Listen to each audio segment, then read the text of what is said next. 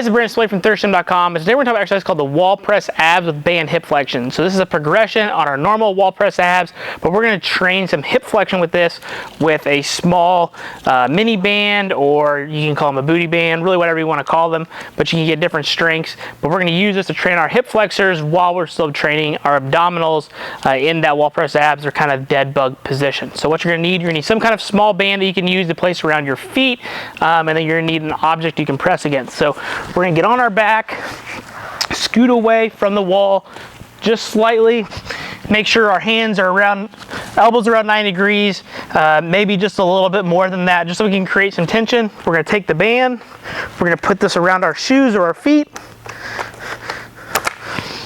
and what we're going to do is create that tension on the wall so we can feel it.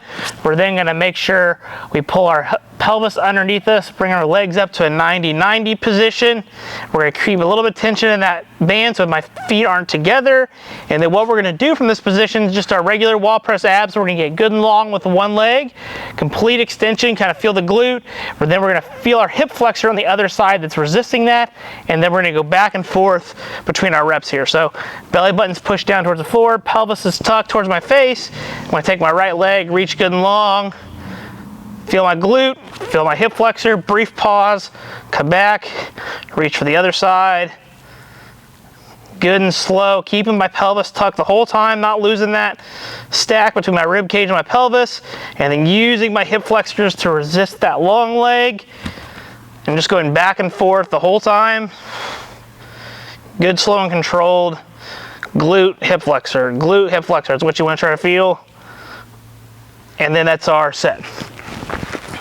So this is obviously the more advanced version of this exercise in terms of doing without the band.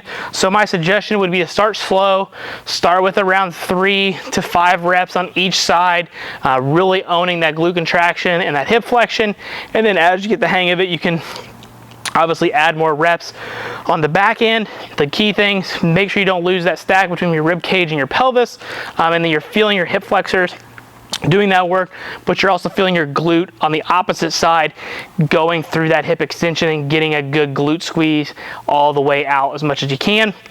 You can obviously make this more challenging and do this with holds as well. So you could go to that position, hold for a 2 count, come back.